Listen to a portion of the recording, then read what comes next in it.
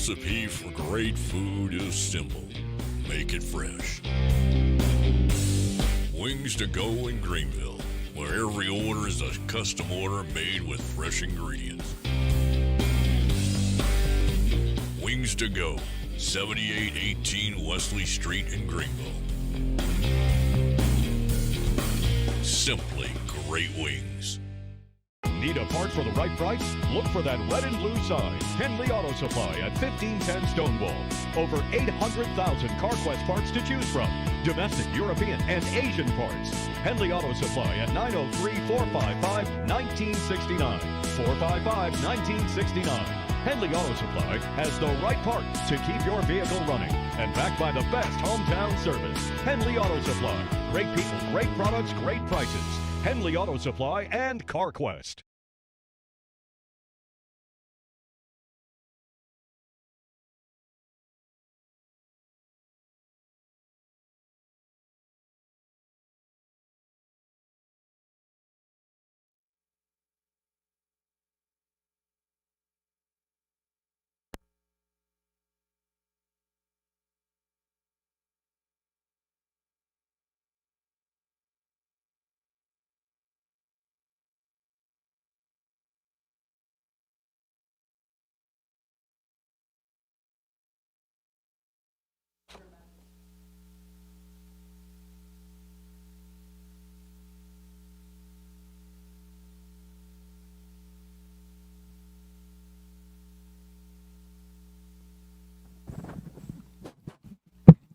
Thank you. Is that better? Yes. Okay, perfect. Well, good evening, Mayor, council members. Thank you so much for the invitation to come back and speak with you again this evening. Again, Beth Jatomo, I'm the Manager of Public Affairs. Appreciate you inviting us to come back. I thought I would start with the posted item of the rates, since that's the item that was posted. I do know that you have submitted 4 questions regarding the winter storm. Would that be acceptable to you? That'd be fine. Okay. First, I wanted to note that the city belongs to the ATM Coalition, which is the Atmos Texas Municipalities Coalition. And on February the 28th, Atmos Energy filed with the Railroad Commission the GRIP filing, which is the Gas Reliability Infrastructure Program. And so when that filing was made, the city of Greenville would have been notified through your coalition attorney regarding that filing. So I believe you may have discussed that filing at your March 23rd council meeting. And so that request would have been for capital investments that were made from January through December of 2020. That has nothing to do with anything regarding the February 2021 winter storm. So that is to recover costs that were made throughout, and I hopefully you received, I just wanted to back up for a second, I'm sorry. I did provide to the city these documents. And so I did provide those to Ms. Spurlock, and she did explain that those were handed out at the last meeting. Did you receive these? Okay. In those documents, it was also, and this was also with the filing through the Railroad Commission. These documents were also support documents. In that filing also were the rate schedule. So in that rate schedule was the outline of how that would play out. And so if the city decided to pass that suspension ordinance on March the 23rd, then those rates would go into effect on June the 11th. So it's my understanding that the city did pass that suspension ordinance on March the 23rd. So those all that does is delay the implementation of the rates. So the rates... I think we passed the delay. The suspension, correct. So the rates do go into effect as of June 11th. Correct. So the rates will go into effect... I'm going to move this down. The rates will go into effect as of June 11th for all residential, commercial, industrial, and transport customers. They all began receiving bill inserts on March the 4th. And so there's no other further action that would be needed by the council at this point, since that suspension order has happened. And so that's a recovery cost of all the infrastructure investment and capital expenditures that Atmos Energy has spent over the last capital year of 2020. It has nothing to do with anything that has been spent in 2021. So I'm happy to take any questions regarding the rate investment. Questions on that? You say capital expenditures. Is that capital expenditures within the city limits of Greenville or capital expenditures overall for Atmos? The Mid-Tex Division. Say that again. The Mid-Tex Division. What area does that cover? It would cover, I could give you a map, but I don't know if there was a map in here. I mean, I don't know how many cities it covers. Yes, thank you. Okay, yes, I'm sorry, we did bring a map, thank you. This is Michael Street who's going to answer. He's our Director of Operations in the Mid-Tex Division. Thank you, Michael. He's passing out a map that covers our Mid-Tex Division. Yes, Greenville is included to answer your question, Councilman. Thank you. I did want to note that for the city of Greenville, we have 6,727 customers. And that does include residential, commercial, industrial, and transport customers. Yes, sir, 6,727 customers. That encompasses residential, commercial, industrial, and transport customers. And I can break it down even further if you'd like. No problem.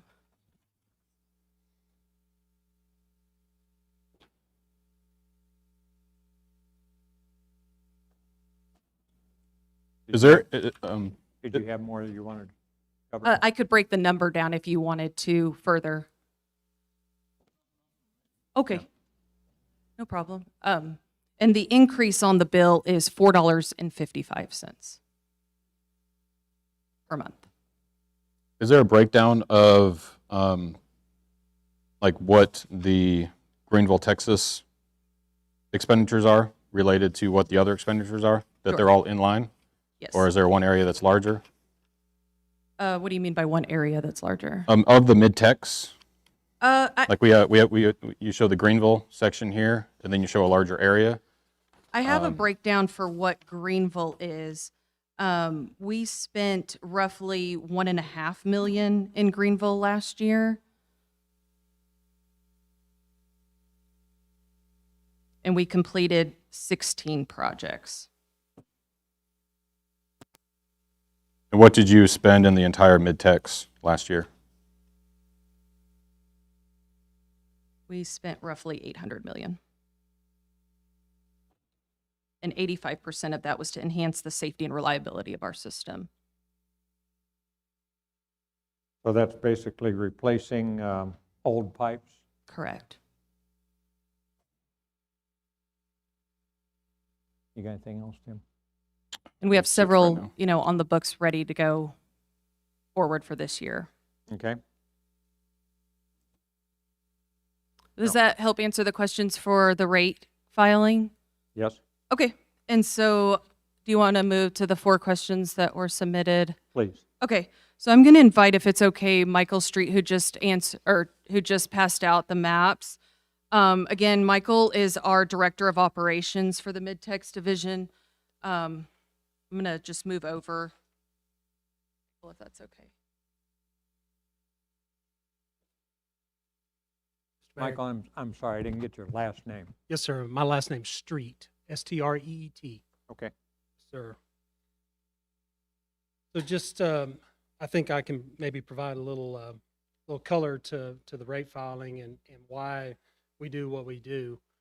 My team that I support is the operations group for both not only Mid-Tex Division, but what we call our Atmos Pipeline Texas system, which is kind of the largest system that you see here. It's the high pressure system that serves all of the local distribution companies that we serve that are in this rate case. So we operate APT, Atmos Pipeline Texas, as a whole, and then we serve the local distribution companies. And because they are all kind of intermingled together, it makes sense that we would file them as a whole, both on the APT side and the Mid-Tex, because they really are intertwined with one another. It's gotten to the point where you don't see where one system stops and another one starts. So, in Greenville, it's fairly isolated, but once you start getting into the more populated areas, all those systems are just intertwined. So it makes sense that we would file as a whole. My team is responsible for the operations and maintenance of our both of our high pressure assets and our intermediate pressure assets that are within the city. And so just to kind of give you a scope and scale of what we do, when you look at this map in particular, these are a list of our high pressure assets. The asset that serves the city of Greenville is a 800 MAOP, maximum allowable operating pressure system.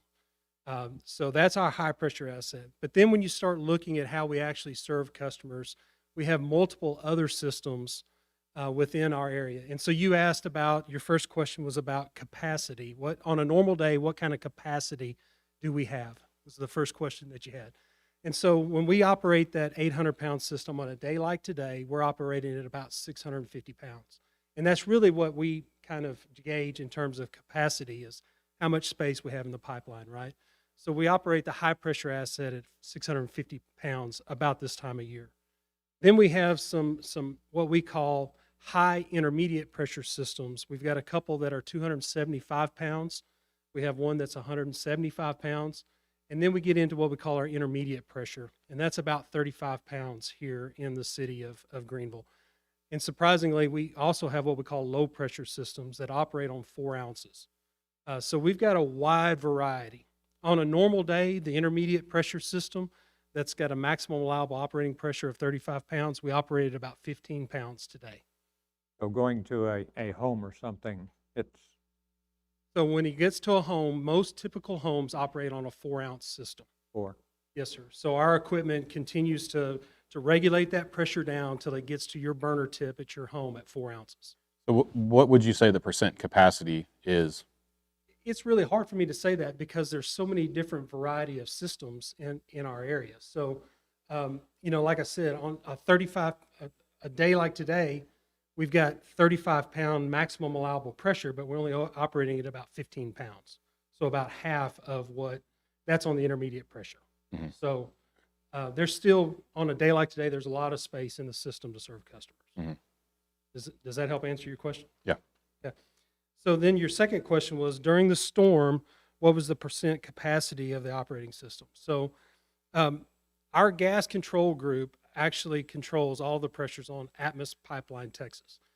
This whole system, they're looking at gas coming onto the system out here in West Texas, down in Houston, up here in Northeast Texas, and they're controlling the flow of that gas and the pressures to make sure that we're serving it where it's needed. At the winter storm, we still operated this pipeline about 650 pounds. When we got into the local distribution system, the 275 pound system, we were operating about 220 pounds. The 175 system, we were operating at about 140. The local intermediate pressure, that's a 35 MAOP, we were running it right at 35 pounds. And we were struggling to keep 5 pounds on the dead end of that system. And then obviously the 4-ounce system, there's just not a lot of room. We were running at 4 to 7 ounces just to keep up with the demand. As people wake up, everybody turns on their heat at the same time. They're washing dishes, they're cooking breakfast. The same thing in the evening. So we've got to account for that kind of ebb and flow in the pressures. So the pressure is the line going that goes to the rest of the city, the hospital, every place else. Is that the same line that goes to the juice To the power plant? company? No, sir. So it's sir. totally, So that's kind of two different separate it's systems. a different line. Yes, sir. It's served off of the Atmos Pipeline, Texas system. That 800-pound system that I described as the backbone of our system, it's served off of that APT system. Okay. So during the storm, at what percent capacity was that 800-pound system at? Again, that's kind of hard for me to say because it's tied into the greater system. Okay, we were operating at 650 pounds. That's below the 800-pound maximum allowable pressure. However, gas control has to look at all the pressures and all the flows and balance that out. And that's exactly what they were doing during that weather event. So even though we weren't at the maximum allowable, they had to use that and look at the entire system as a whole and plan those gas flows in order to keep the whole system up. Is that, Well, I know that doesn't make a whole lot of sense. in your opinion, what was the headroom available during the winter storm? I don't know that we had any.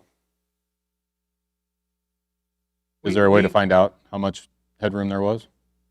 Well, are you talking about on this system? Yeah. The entire system? Well, the entire system and then broken down to maybe even Greenville to know what we had available.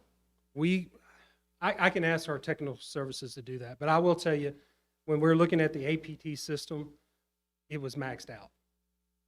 So in order to serve customers, the human needs customers, we had our APT system maxed out as a whole in order to serve our human needs customers. So the juice power plant is fed off your 800-pound system. That's correct. Yes, sir. And you said you were operating at about 650 pounds. Yes, sir. And then you cut the juice power station off. Yes, sir. So why would you do something like that if you had plenty of gas available? Well, that's, as a whole, we had to operate the entire system. It's not isolated to just the city of Greenville, that pipeline system. It's the system as a whole. But you just said that you felt that it was all running at about equal pressure that you normally have, not to exceed your maximum, but you were running somewhere around 650 or something on that order, unless I misunderstood. Correct. But we have to look at it as a whole system, Mr. Mayor. Just because it was at 650 here didn't mean that we were moving gas in other places. We have to move that gas around in order to keep the entire system up.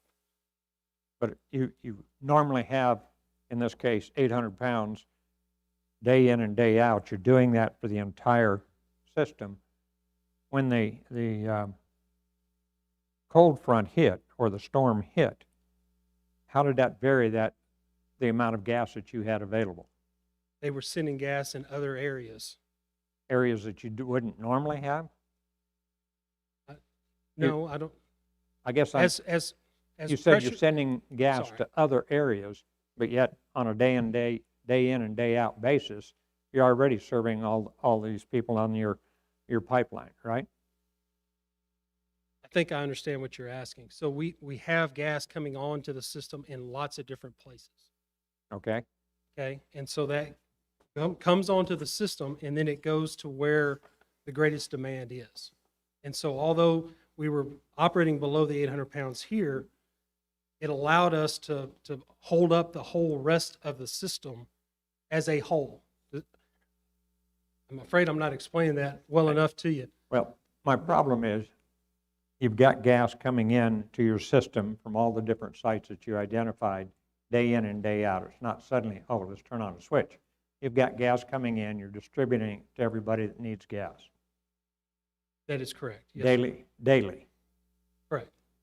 The storm hit, you still are supplying those same people with the same amount of gas, maybe a little more, because they're turning up their thermostats, et cetera. So I wouldn't think that would drive you to suddenly have to start cutting all the gas to different places. So that's the part I'm missing, is what drives the need to cut off, in my mind, cutting off a power company that's generating electricity so that you can keep a pilot light at a furnace going doesn't make a lot of sense, because, okay, I got a hot furnace, but I can't blow any gas throughout the house to keep everybody warm and keep anything going because I don't have any electricity. And I know that there was several power stations that had their gas cut off, which kept them from generating electricity. So I'm struggling with, if you can operate the system with the gas that you've got going, what was the driving factor that caused you to have to cut the power stations? Sure. I'll see if I can. Does that make sense? I think I understand where you're heading with that. So let me explain a little bit about, so for instance, at my home, I had rolling blackouts, but I had hot water. I was able to cook. I had a gas-fired fireplace. So I'm not just keeping a pilot light lit. We had story upon story from customers throughout our system that said, thank you, Atmos Energy, for keeping my gas on, because I was able to keep my fireplace going. I was able to cook. I was able to heat my water to cook and clean. So it wasn't just a pilot light on in homes. Many homes were still able to survive, and many times we were the deciding factor in people being able to stay home because they had a gas-fired fireplace that kept some semblance of warmth in their home. And if we had not been able to do that, then we would have not been able to meet our mandate to serve human needs.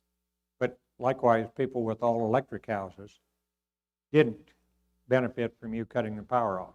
I understand. I have a mandate from the Railroad Commission of Texas that we have to supply, as the natural gas supplier, the human needs of the people in our system. That's the law that's in place that mandates that us, as the local distribution company of natural gas services, to serve our human needs customers first. And that's People why with you're, electric houses have a human need as well. So I understand, but we're not in the electric generation business. We're in the gas distribution business. I know, but when you cut the power to the electric, that's where I have a concern. I Now, understand. As a in local distribution company, we have a mandate to serve human needs customers first. That's what the law says. I asked that question during a mayor's conference. The North Texas mayors have a Zoom conference every month, and Ms. Beaucamp, VP of Government Public Beecham? Affairs, Yes, sir. pardon? Yes. I asked a question about that, and she said, well, maybe Juice needs to go to a different gas company. Is that what's being recommended? So that, is there a way to be able to keep that power on, or should Juice be looking for another supplier? Well, I'll say I'm certainly not the subject matter expert on your contract.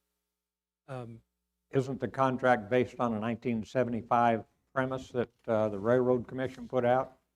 The docket in which we operate that outlines our priority of service is a 1970s vintage docket, Yeah, 75, 76, Yes, somewhere around there. which was the law in effect at the time of this winter event that we were required to follow.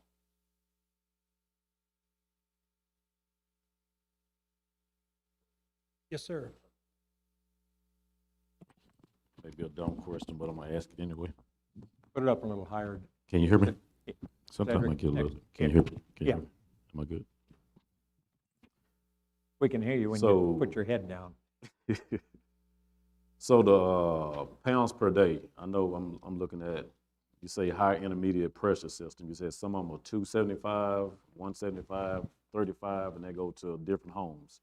So the homes you're saying holds, what, 4 pounds? 4 ounces 4 is ounces of typically what pressure. we serve homes. So the number that you're using to cut off an electric company and distribute the gas somewhere else, you're looking at one solid number? You're looking at one number when all the everything come in? What I'm asking, like, So because you're saying that you're saying we're all on one system. You're on one big system. So are you looking at one number? Do you not want the number to get up to a certain number before you start cutting off electric to a electric company and you distribute it somewhere else? I'm getting, You get what I'm trying to ask? I think I understand what you're saying. 'Cause the- So our gas supply group, looks at the constraints on the system, what the demand's going to look like on that particular day. yeah. And they're bringing gas onto the system to cover that amount of load. And so in planning for the winter event, when they started looking at the length, the duration, the scope of that winter event, how cold it was going to be, it was going to be cold for that long, they realized that our system was going to get constrained to the point of not being able to serve both electric generation, industrial, and meet our human needs. And because we have a priority of service rule in place, when they realized that constraint was there, they said, we're going to have to shed electric generation and industrial in order to serve our human needs at the local level. So they looked at the system, what the demand was going to be as a whole, what gas they had coming onto the system at that time, and it just, the numbers weren't meeting up. We weren't going to get enough gas into the system and distributed as a whole to meet the demand. So in order to meet the demand of human needs, we shed electric generation and industrial Does that, That's does what I that was help trying answer to- your no, I was question? trying to ask the question, I mean, what you just explained, I just asked it all wrong, so. No. But you explained it. Does that, That's- does that's- that answer your no, question? that's it. It's all about looking at the demand, what's coming onto the system, and what we're able to serve. And it was just at that point, the decision was made that our demand outpaced our supply, our ability to serve, so we had to shed that generation and industrial in order to meet human needs. Yeah, go ahead. On the Railroad Commission order, there are two orders. There's a general order for natural gas companies, and I have the order numbers if it's helpful for reference. One is a general order, and then there's one specific to our Mid-Tex Atmos Energy. I also want to point out that we are going to the Juice Board Thursday evening to their board meeting to answer some more specific questions in executive session as it relates to the contract.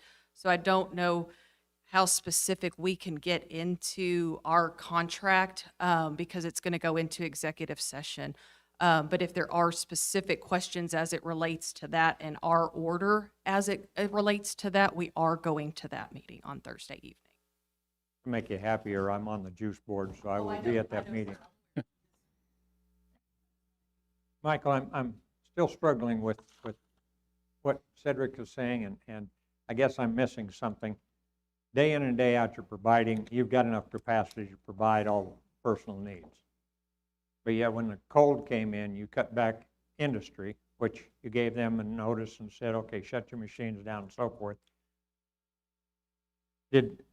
When you do that, I would think that would make more capacity available, that you would be able to handle the personal needs and things like that. But I think I'm hearing you saying that the demand got so much that you didn't have the capacity for that.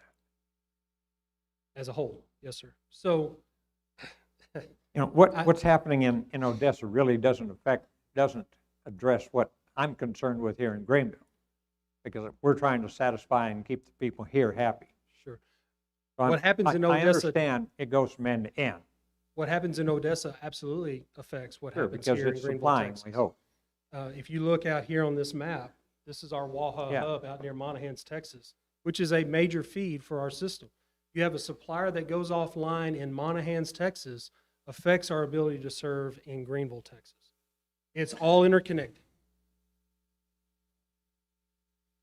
Go ahead. Jerry, raise up your microphone, we can't hear you. Suppliers were also impacted by a lack of electric supply your system. Yes, sir, How do you- absolutely. I mean, it's almost like a chicken situation. How do you square that with Sure. types of people? Now, I'm not on the production side, so, and Atmos as a whole is not on the production side. We simply receive that from producers and put it into our pipeline, clean it up, and compress it and move it down to the burner tip of your constituents, our customers. So I'm getting a little bit out of my lane when we start talking about production because we're not in that part of the business. I'm not trying to avoid your question, but absolutely. Absolutely. If you can't compress the gas and move it down the pipeline, it can't get to Greenville, Texas, or Sulphur Springs or Paris. So, Do you have any contracts with power companies that are not subject to the curtailment? I am not aware of any firm contracts with electric generation because our current order says we have to interrupt those to serve human needs. So So it there's would no- go against the order that's in place for us to provide firm service to an industry that we know we would have to cut off if the system gets constrained. So the only way that Juice would be able to ensure that they could keep their generators running would be to go to a company other than Atmos. And Beth, does a general order, would that curtail that as well? I mean, does the Railroad Commission says everybody cut it off regardless, or do they just pick on you guys? Well, there are pipelines out there that don't serve local distribution companies, I'm sure. But for Atmos Energy, who owns and operates local distribution companies throughout the state of Texas, the The Railroad Commission order applies to us.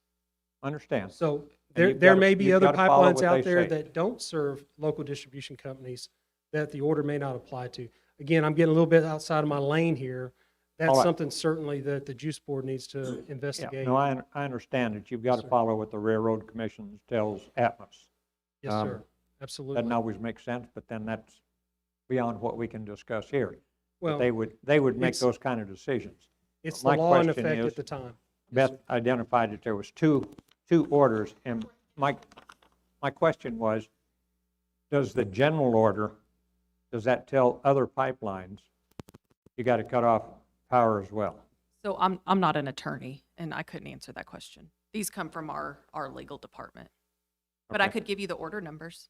Yeah, if you would. Absolutely. It's legal order number from the Railroad Commission 489 is the general order number. And again, these are legal orders. And then the order specific to Atmos Energy Midtex is order 496. 496. Yes, Thank sir. you. Uh-huh. Go ahead, Jerry. There really was another option also, had it in our contract, paid a premium. No, sir. Once the system gets constrained, Simply was that's exactly right. not an option for No, sir. There was mention of some of your suppliers going offline. How many suppliers went offline during the winter storm?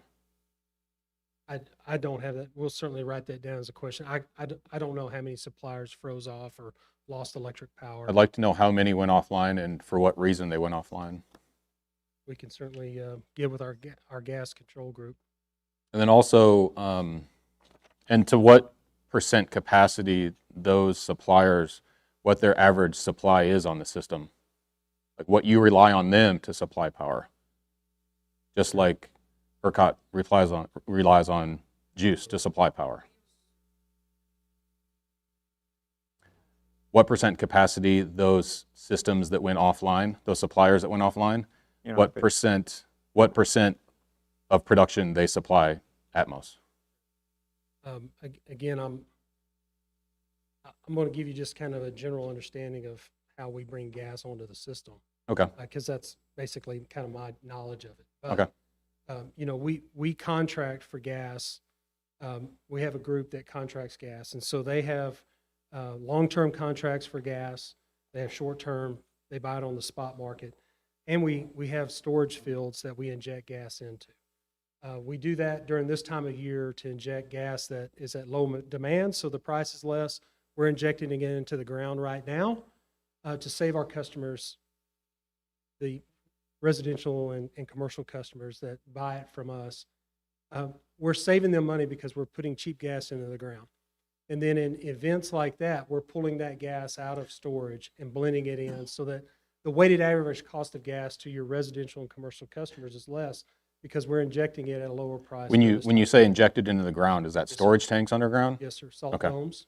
So we're able to pull that out of storage as well. So we're saving it for a rainy day ourselves Okay, to try to help ourselves out when demand comes up. And it's at a cheaper price because we injected it now when demand's low.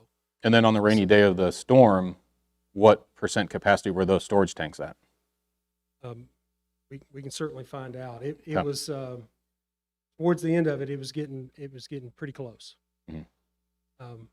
You got to maintain Pretty close the as a integrity general, of the pretty dome close by to keeping being completely sun out, pretty pressure close to being average, pretty close as a general term.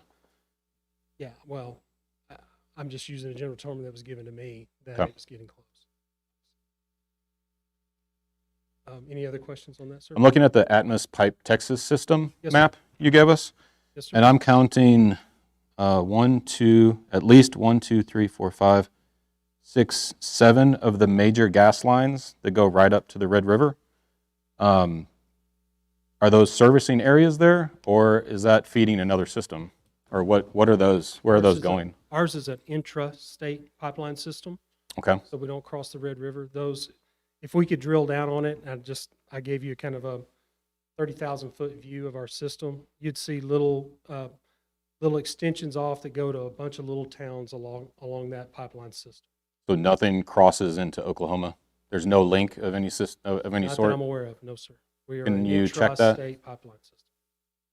So everything is produced and used in the state of Texas. Nothing is produced outside of the state of Texas. Well, we do have interconnects with other systems. You just said that there's may be no, you bringing just it said in. there's no interconnect.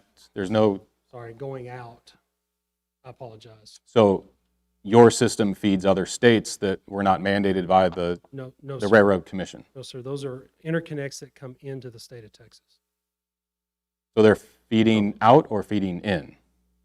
Those systems that are owned by somebody else are Okay. coming into the state of Texas, is my understanding. Were any of those systems limited during the storm? We can write that down as a question. Okay. It'd be good for Juice to know that, so. If I may, considering the section of the country impacted cold front, as far as blast, I'm sure, I can tell you ONG up in Oklahoma was stressed. All the major distributors were Mhm. stressed. And if you think of this real simply as far as the distribution, think of your car's brake system. You want pressure to go all four of your brakes. Mhm. And if you lose one of them, you're losing capacity. So when we're dealing, the pressures are coming down because the volume and the demand is increasing. So to keep the houses warm, something else has to go. I understand the argument about feeding electric companies for the total of electric houses, and that's something maybe the legislature needs to look at, or the Railroad Commission needs to look at, to call them essential operations comparable to the hospitals and everything else. But at the end of the day, you're saying in prioritizing, human factors come first. Heating the probably millions of homes in your service network came before business. That's absolutely true. Yes, sir.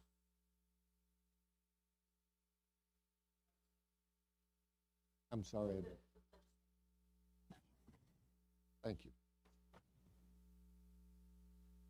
Anybody else have any questions? I don't know if you wanted me to answer your last question or Sure, not, go or, for it. um, You sure you want to step in more? hey, yeah. We're here. We might as well Okay. get them all answered right now. So your question was, what are the future plans in order to increase the capacity of the city of Greenville? We have tons of building currently going on and interest in industry coming.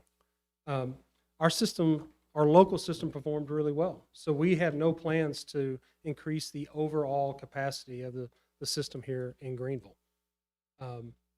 As far as it comes to when you talk about industry coming to town or commercial, we consider every one of those projects on an individual basis. And we work with those builders and developers individually to look at what they're bringing to the table and what we can bring to the table, negotiate a deal, and move forward. I'm not aware of any projects that have come to us. I talked with our technical services group this morning. I'm not aware of any projects that have come to us that we have turned down because of capacity issues when it comes to new growth, new industry coming to town, new businesses coming to town. Well, I think the concern is the word that was put out to Juice is that they had asked for a little more gas so that they could at least keep some of the generators warm.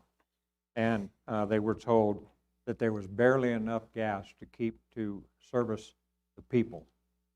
And my concern was, if we take the number of homes we have now and we add another 1,000 homes or 2,000 homes or 3,000 homes, how are you going to meet that kind of an increase in demand? That's where that question generated, because if you can just barely serve what we've got now, you don't have enough capacity. I can't hear you, Greg. I know it. I'll just remind you that this was an extraordinary weather event. Yeah, but I'm Not talking. anything that we've seen in over 30 years. And so on a day-to-day basis, we've got capacity on the system. This was an extraordinary event that caused us to take extraordinary actions. And that's what it amounts to. We've not seen anything like that. And so when it comes to day-to-day operations, Um, we're able to serve your customers, and we've got room for growth. But in an extraordinary event like that, we had to curtail to keep our human needs customers up. But it was an extraordinary event. I have one more question. If Atmos was able to supply juice with some electricity, will we still be having the rolling blackouts? If Would- they had, would if they juice- had, if they had been able to supply to Juice, Mm-hmm. Juice would have been able to generate an additional 70 megawatts of power, But will we still have the rolling blackouts? but they'd have been much less. But will Because, we still have the rolling blackouts? yes, Yes or no? yes, Okay. I don't want. but they went from being able to produce 105 megawatts of power to only produce 30 megawatts of power because they lost the other generators. Do you all have a list of how many homes you can service? And Greg, what was your question about industrial? Do you have a list? Do you have a number of how many companies you can service or how many homes you can service? Like future growth opportunities Yeah, in our right. system. Mhm. I'm going to answer this the best way I can. It depends on where it is in the city of Greenville. Okay. Okay? Because, I mean, if you had 2,000 homes on the dead end of a 4-ounce system, we would have to do some fortification in order to serve that. Meaning we'd have to come up with a new route with some intermediate pressure or come off of a different area of town to serve that. And that's why I mean I have to look at every project on its individual merits to figure out what we need to do to serve it. So I'm sorry, that's a really difficult question for me to be able to you answer answered it. because You answered it. I have to look at what kind of appliances, what kind of rate they're going to be consuming gas, what pressure requirements are, and then we have a responsibility of finding that gas with the system that we have in place. And so it may require some uprate, it may require some extension.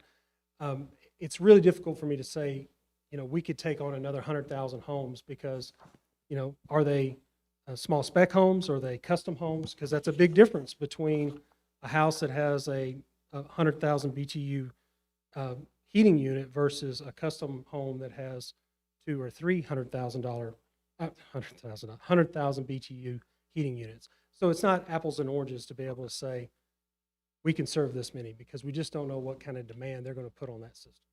But in terms of commercial, your main high pressure pipeline for Greenville pretty much goes through our industrial park, I believe, according to the map, south of 380, north of Highway 60, So it comes around, see it on this line right on the here? north, yeah, So it goes around northeast the north corner. side, serves the Or power. northwest plant, corner. goes on out towards Sulphur Springs.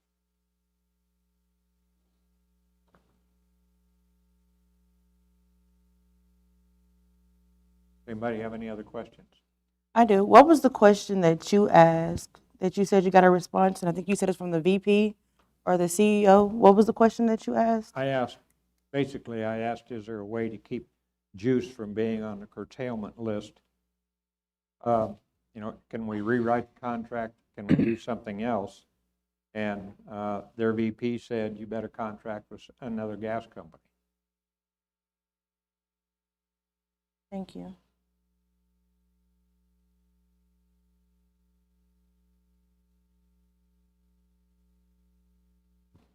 Because it's not just the aspect of you know, the rolling blackouts that went, but there's a lot of people that suffered a lot of damage because they didn't have that. And now there's a lot of cities being sued because of that. And did Atmos, I'll just go back to, we have a mandate to serve our human needs customers. We have to abide by the law that was in place at the time. Sorry. And that's Go what ahead, I'm trying to find out, if there's a way that we're not subject to technology or things that were effective in 1975. That's 45 years ago. I would think that capacity and capability would be a lot better now. But That law was written before electric deregulation. So a lot of that is, well, has changed. I didn't say the laws they made were great. At the time, it might have made a lot of sense. Absolutely, I'm sure it did, sir. So I'm just trying to figure a way that we can allow that we don't lose power here. I understand your concern, yes, sir. And then did Atmos suffer any financial burdens due to the storm? Substantial financial? Well, I'm not sure exactly, like damages to our own system or. Just financial. Certainly we had to go out on the spot market and buy a lot of gas to serve those needs on our system, which was because demand was really high, price was really high. So we've got those gas costs at the Railroad Commission right now for them to help shape how those costs are recovered. Those have not been recovered by customers at this time. We're working with the commission to look at how that's structured, what time a kind of length of time to recover those costs. What does that look like? But those costs were filed with the Railroad Commission and will be considered with the commission on how we recover those over a period of time. So unfortunately, Juice can't go to the Railroad Commission to. Pardon me? Unfortunately, Juice can't go to the Railroad Commission to ask for forgiveness or help with the Oh, extra charges they have? Yeah, that's being addressed. Okay. They're asking for help from legislature. There's a lot of discussions going on quite regularly right now within the legislature about the price that they were charging, why they charged the prices, things like this. Okay. But a lot of it dates back to these laws and who made their decisions and things like that. Are there any other questions? All right, thank you very much. Mr. Mayor, Council, thank you. Thank you.